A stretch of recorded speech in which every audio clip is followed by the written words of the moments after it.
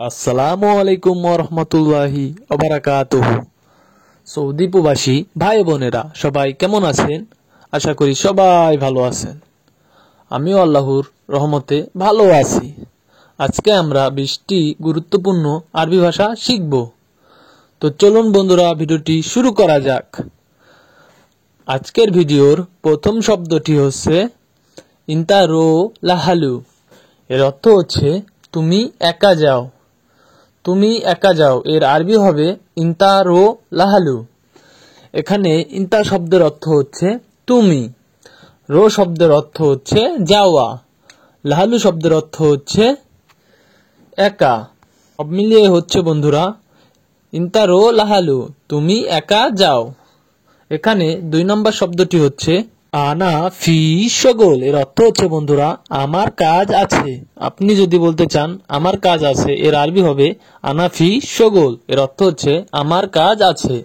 এখানে আনা শব্দের অর্থ হচ্ছে আমার, ফি শব্দের অর্থ হচ্ছে আছে, আর শগল শব্দের অর্থ হচ্ছে কাজ।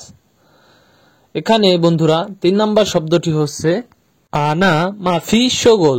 এর অর্থ হচ্ছে বন্ধুরা আমার কাজ নেই। আপনার যদি কাজ না থাকে তখন এর আরবিতে বলবেন আনা মাফি শগল। এর অর্থ হচ্ছে আমার কাজ নেই।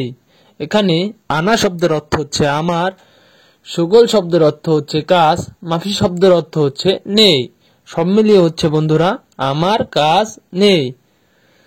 এখানে 4 নম্বর শব্দটি হচ্ছে বন্ধুরা আনা রো চুক। এর অর্থ হচ্ছে আমি বাজারে যাব। আবারও আমার সাথে বলুন বন্ধুরা আনা রো চুক। এর অর্থ হচ্ছে আমি বাজারে যাব। এখানে আনা শব্দের অর্থ হচ্ছে আমি, রো শব্দের অর্থ হচ্ছে যাওয়া, চুক শব্দের অর্থ হচ্ছে বাজার। এখানে 5 নম্বর শব্দটি হচ্ছে বন্ধুরা বাদেন সুফ শগল। এর অর্থ হচ্ছে বন্ধুরা পরে দেখব কাজ। আপনি যদি পরে দেখতে চান কাজ তখন এর আরবি হবে বাদেন সুফ শগল। এখানে বাদেন শব্দের অর্থ হচ্ছে পরে, সুফ শব্দের অর্থ হচ্ছে দেখা, শগল শব্দের অর্থ হচ্ছে কাজ। সব মিলিয়ে হচ্ছে বাদেন সুফ শগল, পরে দেখব কাজ। এখানে 6 নম্বর শব্দটি হচ্ছে বন্ধুরা হাসেল ওলা মাফি হাসেল। এর অর্থ হচ্ছে বন্ধুরা পাই কিনা। আপনি যদি পান কিনা বলতে চান এর আরবি হবে হাসেল ওলা মাফি হাসেল। আবারও আমার সাথে বলুন বন্ধুরা হাসেল ওলা মাফি হাসেল। এর অর্থ হচ্ছে পাই কিনা। এখানে 7 নম্বর শব্দটি হচ্ছে মাফি কালাম কেজাব। এর অর্থ হচ্ছে মিথ্যা কথা বলবে না। আবারও আমার সাথে বলুন বন্ধুরা মাফি কালাম কেজাব। এর অর্থ হচ্ছে মিথ্যা কথা বলবে না। এখানে মাফি শব্দের অর্থ হচ্ছে না, কালাম শব্দের অর্থ হচ্ছে কথা, কেজাব শব্দের অর্থ হচ্ছে মিথ্যা। সব মিলিয়ে হচ্ছে বন্ধুরা মাফি কালাম কেজাব, অর্থ হচ্ছে মিথ্যা কথা বলবে না। আপনারা বন্ধুরা বারবার বলবেন, এতে আপনার মুখের জড়তাটা কেটে যাবে। এখানে 8 নম্বর শব্দটি হচ্ছে বন্ধুরা আনা কালাম সা। এর অর্থ হচ্ছে আমি সঠিক বলি। আবারও আমার সাথে বলুন বন্ধুরা আনা কালাম সা।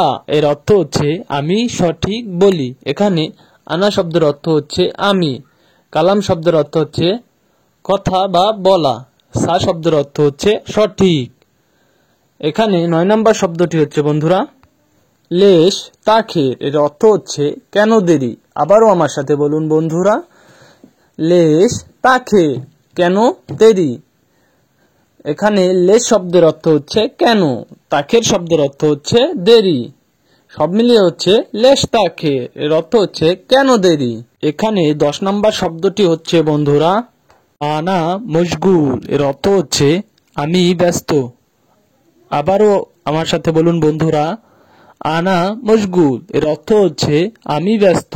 এখানে আনা শব্দের অর্থ হচ্ছে আমি, মশগুল শব্দের অর্থ হচ্ছে ব্যস্ত। সব মিলিয়ে হচ্ছে বন্ধুরা আনা মশগুল। এর অর্থ হচ্ছে আমি ব্যস্ত।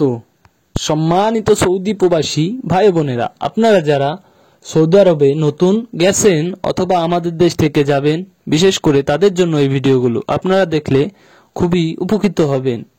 আপনারা যারা নতুন তারা সাবস্ক্রাইব করুন আর পাশে থাকা বেল আইকনটি চেপে দিন যাতে করে নতুন নতুন ভিডিও আপনার সামনে চলে যায়। আর যারা অলরেডি সাবস্ক্রাইব করেছেন তাদেরকে জানাই অসংখ্য ধন্যবাদ। আজকের মতো এই পর্যন্তই বন্ধুরা, দেখা হবে অন্য ভিডিওতে। আল্লাহ হাফেজ। নামাজ পড়ুন, নামাজ ভেস্তের চাবি।